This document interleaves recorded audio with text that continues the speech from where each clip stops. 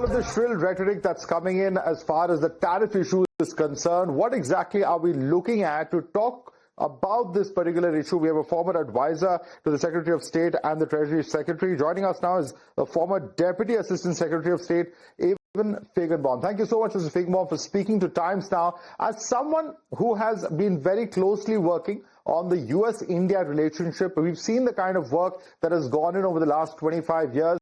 You're someone who was very closely associated with the Indo-US nuclear deal.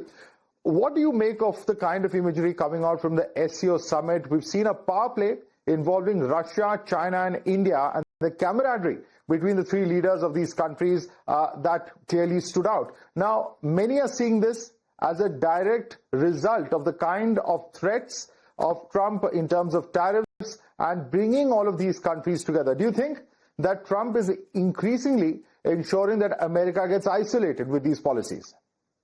Well, look, I think a lot of the signaling and the optics of the meeting in Tianjin are unmistakable toward the United States, but we shouldn't confuse the optics for a kind of enduring strategic shift, which is going to take a lot more work.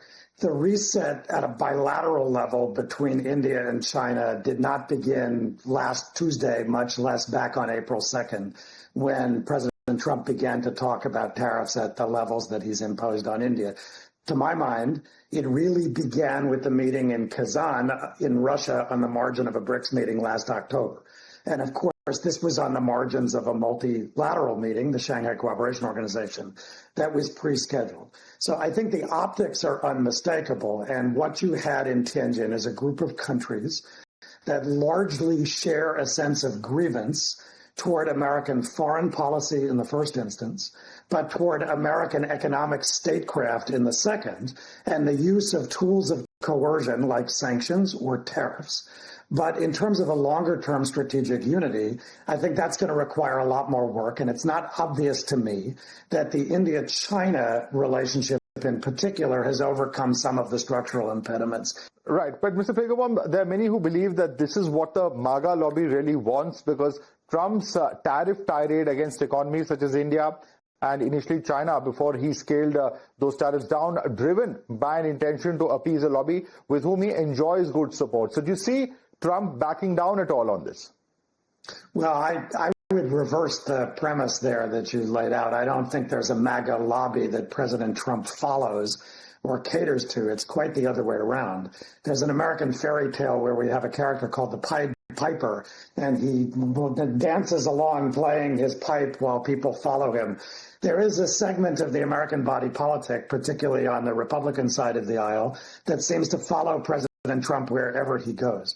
And President Trump has moved in directions that differ sharply even from his first term, but also are quite inexplicable in terms of either a principled or a strategic view of American foreign policy and international relations. So I think the question is really more about the president's intentions. And part of the challenge we have, if we care about the future trajectory of the U.S.-India relationship, is that the president's all over the place. He doesn't particularly have a principled view that's based on, for instance, our common democratic systems. He doesn't have a particularly strategic view that's based on fostering a balance of power, for example, in the face of the rise of Chinese power. What we have is a transactional view with a lot of rent-seeking behavior, and he seems to believe, including in something that he put on Twitter or X this morning, that essentially India should be the demandor here, and that it's on India to, meet him where his grievances are. He has a lot of grievances. They're not well anchored in fact, history, or data. And this is rather unprecedented. For instance, Peter Navarro comes out and talks about Brahmins benefiting from Russian oil purchases, noting that he used the words Brahmins, not Boston Brahmins. Yeah, Navarro's an idiot. And I mean, he's also a loose cannon who says all kinds of things that are not particularly well anchored in history, facts, data, economic theory. I think what concerns me more is the lack of discipline in the administration's messaging. You mentioned in the setup that I worked for a couple of secretaries of State. My two bosses in the George W. Bush administration, Colin Powell, Condoleezza Rice, I mean, Condi never would have put up with this kind of thing. So in a more conventional administration, you'd have a national security process that's designed to, at minimum, enforce some message discipline and then put options in front of the president. But what we have here is a lot of people kind of freelancing their individual and personal theories about not just what drives U.S.-India relations, but, craziness about India, its politics, its society. It's not particularly helpful. Right. And amidst all of this rhetoric surrounding Indian purchase of oil from Russia, the fact is that India's own position has been that at that point of time, several years ago, it was U.S. that actually encouraged India to make those purchases to keep the global prices from escalating, but also the fact that this is not helping any elite, but also the country's own energy security. We're one of the biggest exporters of energy, but that's something that is an extremely price-sensitive thing, particularly for our own economy. The larger question, of course, Trump coming out to say that India is a dead economy, and Navarro saying that Ukraine is Modi's war, now saying that Brahmins are benefiting from the oil purchases. Now, is this narrative really something that's gaining traction in the U.S., or are Americans seeing through what is being said? I don't think the president much cares what the last administration may or may not have told India. I mean, it's often pointed out things that Eric Garcetti, when he was ambassador, said about India's oil purchases. President Trump is not bound in any way by the prior administration or, frankly, even by his own first term. And a lot of his agenda is being spent reversing things that were done by President Biden and the Biden administration.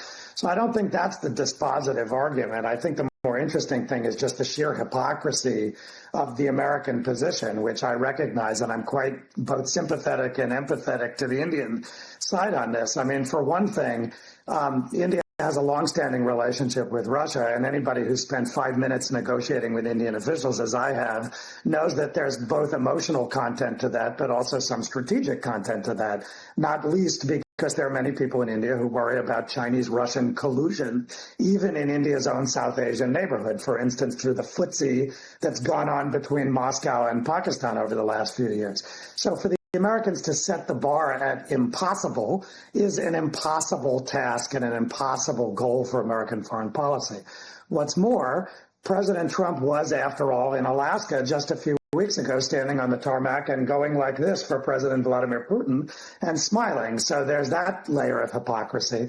And then third, if the goal is really to curtail Russia's commodity trade, then there's no particular reason, first in the oil space, as many Indians point out, why you would target India uniquely and not China and not Turkey, but also why oil necessarily is the only commodity of reference. If we switch it up from oil to gas, the Europeans still buy gas. If we switch it up to chemical byproducts, the United States still does some trade. So I think the hypocrisy of it is what stands out. And I think that's more dispositive than, a prior administration said this or that. Also, Mr. Feigenbaum, why is Donald Trump so insistent that he's the one who brokered the peace deal between India and Pakistan when he did not? Of course, top officials were engaging both sides, but that really is something we know what India's stated position is, that this is a bilateral issue. There will be no third-party negotiation, and that's been the position for decades.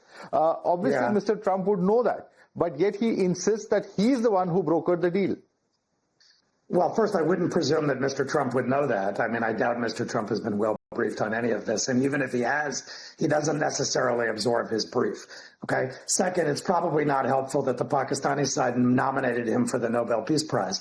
And third, that's not peculiar to Pakistan. In the Thailand-Cambodia border standoff, it was the weaker side, the Cambodians, that did the exact same thing. They nominated him for the Nobel Peace Prize. So there's a lot of playing to the president's ego and thin skin. You may have noticed, and your viewers may have noticed, that he's claimed to have settled 7 wars and to have settled an additional 3 that he says he didn't even know about. He stopped them. He called them pre-wars. So with this track record, that would make him the greatest diplomat in the history of diplomacy, greater than Talleyrand, greater than Metternich, greater than Otto von Bismarck. A lot of it just has to do with the peculiarities of the man's personality. And, I don't think we have to spend a lot of time on this. I doubt the Nobel Committee is going to give him a Nobel Peace Prize. Absolutely. Absolutely. Even Feigenbaum, thank you so much for joining us and breaking this down for our viewers. Thank you so much for speaking to us.